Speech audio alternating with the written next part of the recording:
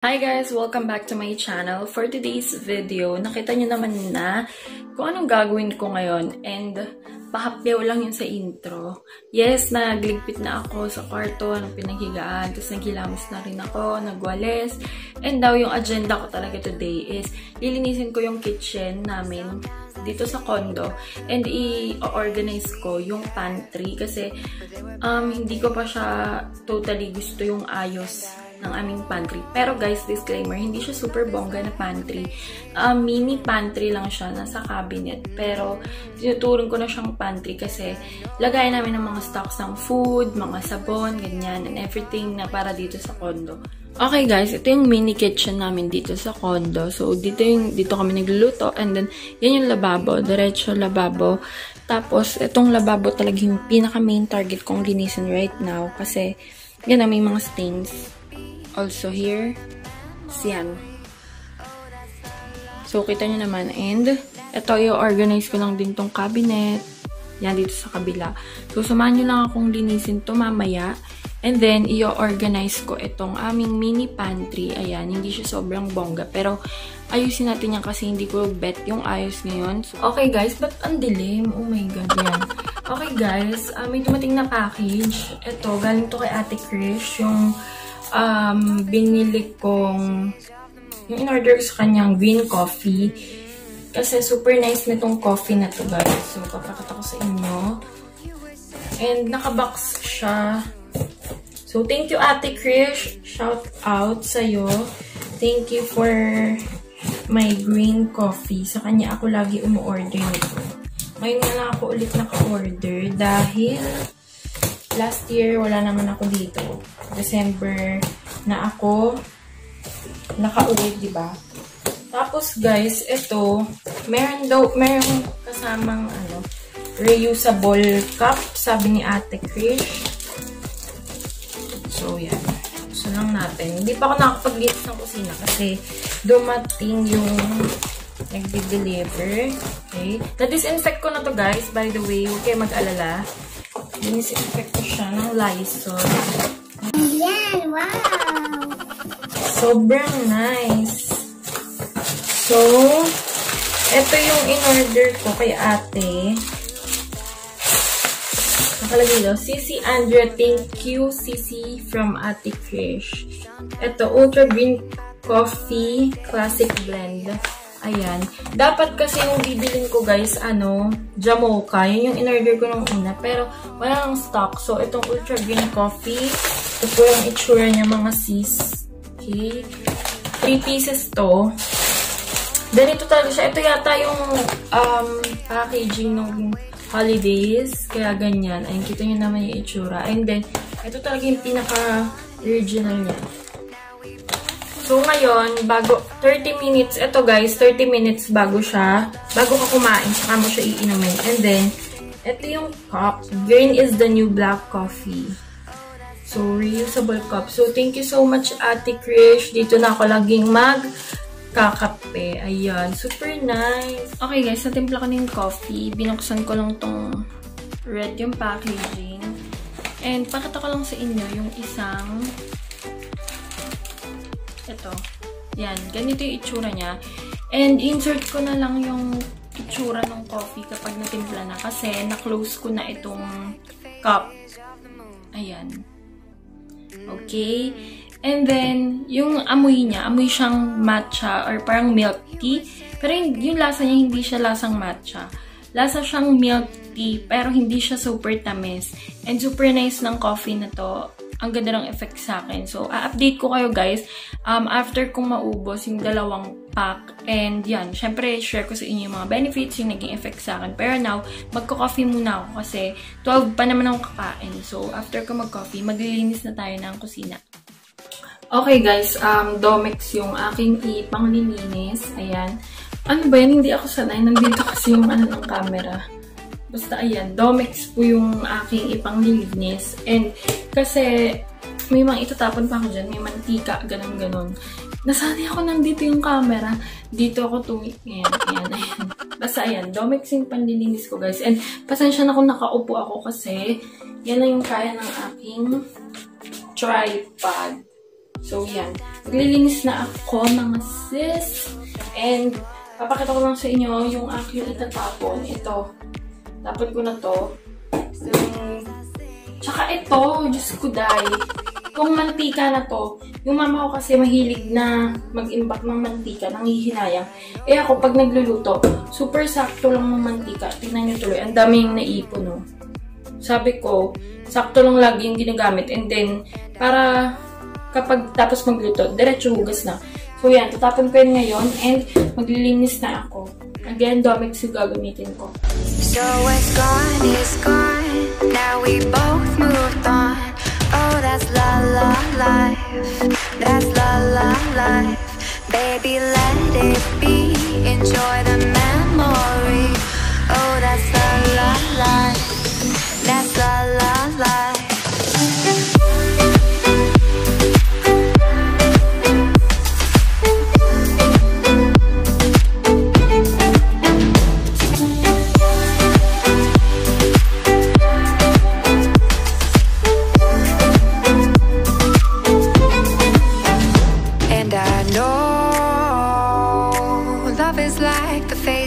Of the moon.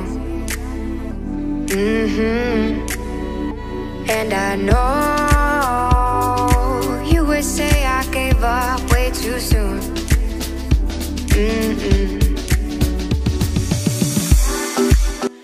Okay guys, tapos ko nang linisin itong lababo, tas yung walls.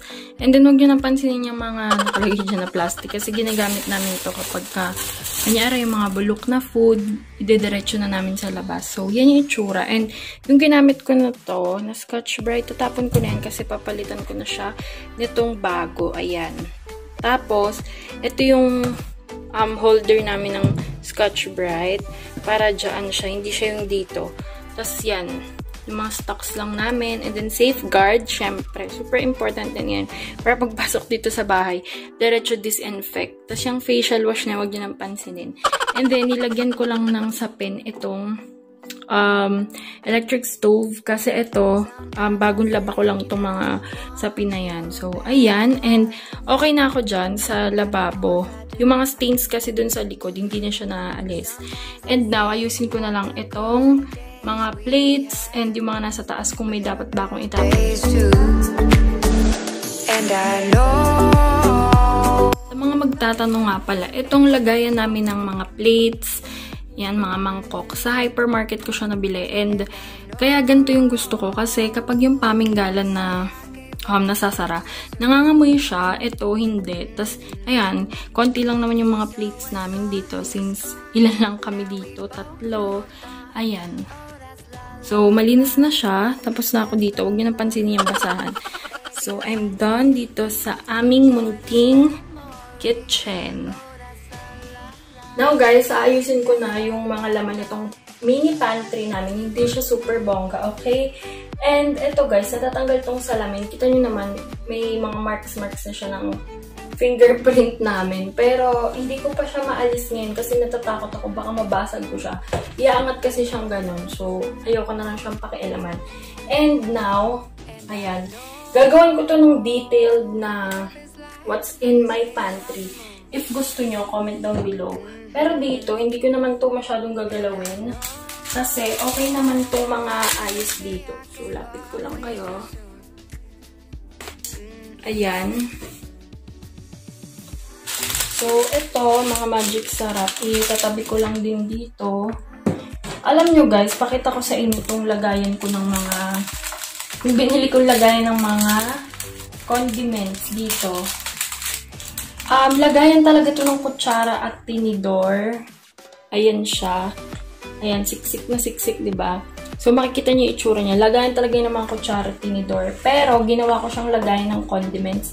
And nilalagay ko dito sa loob ng pantry. Kasi nga, ayoko nang umaamoy dito sa may sala. Or dito sa may kusina, yung mga amoy ng patis, ganyan. Kaya, ayan. And then, ito, tatabi ko lang din dito. Kasi mga pangpalasa, ganyan. So, dyan lang sila. And then, ito yung mga stocks ng aming pang-Korean, ay samgyup, pang samgyup. Ito ko na siya ilalagay. Tapos, stocks ng aming mantika. Ito yung sinasabi ko sa inyo. Kasi ang hirap, diba, na i-ano siya. Tawag dun, i-bukas-bukas. Ito, wala naman akong aayusin dito. Tapos yung isa palang pancake syrup ko, ilalagay ko dyan. Wait lang mga sis. So, ito guys, yan. Yung aking favorite na Clara Olay pancake syrup. Lalagay ko na siya dito.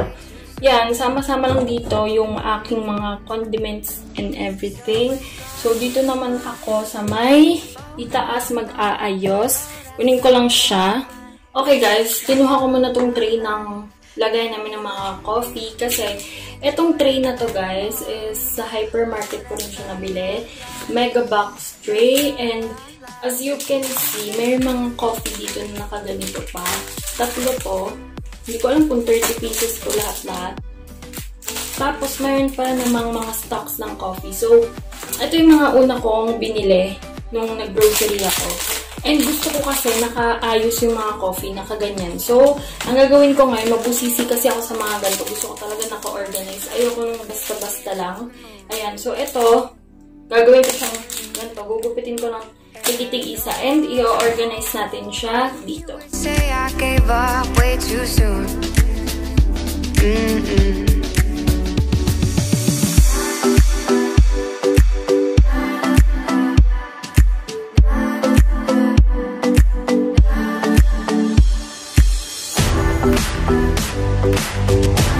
Okay, ayan na lahat yung coffee. Don't worry guys, yung mga nasa ilalim kanina, inibabaw ko. Siyempre, first in, first out po tayo.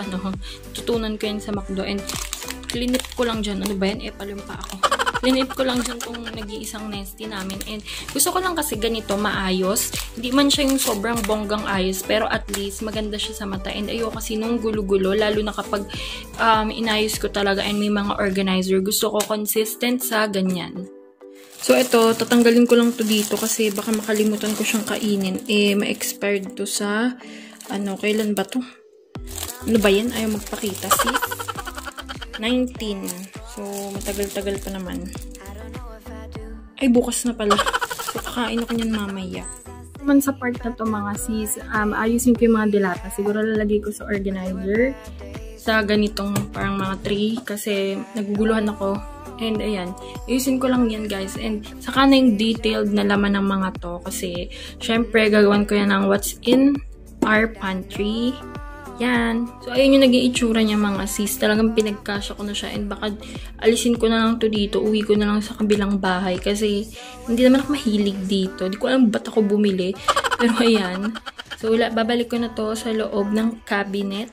So, ayan, pinagsama-sama ko lang siya dyan. And then, ito hindi na talaga siya kasya. So, dyan na yan. And, babalik ko lang yung salamin dito, guys. And, ayan, ayos ko na siya kahit hindi naman super bongkang ayos. So, guys, ayan na yung pantry namin. Mini pantry. And, tinanggal ko yung glass kasi super nipis nung glass, mga sis. And, madali siyang mabasag. So, natatakot ako. Kaya, ayan, sobrang proud ako sa sarili ko na natanggal ko yung 4 na glass dyan. And, ayan, maayos na siya kahit papaano. Okay, guys, I'm done with the kitchen and dun sa aming pantry. And, nakakain na rin ako ng dalawang, wait lang, baba ko lang kayo rito. Nakakain na ako ng dalawang, saging na saba. Kanina, and yung coffee nga. Ngayon, hindi pa naman ako nagugutom. Pero siguro mamaya ako kakain ulit. Maya-maya. And ayun, dito ko na rin i-end itong vlog na to, guys. Wala lang. Naisipan ko lang i-share sa inyo since wala akong magawa. Today, parang naisipan ko lang i-film. Na-miss ko gumawa ng ganitong video. So, ayun lang, guys. Sana nagustuhan niyo itong vlog na to. And if gusto niyo gumawa ako ng detailed na what's in my pantry content edition, just comment down below and gagawin natin yan. So, sana nagustuhan nyo itong video na to. If nagustuhan nyo, please like and don't forget to subscribe to my channel. And thank you for watching and see you on my next one. Bye!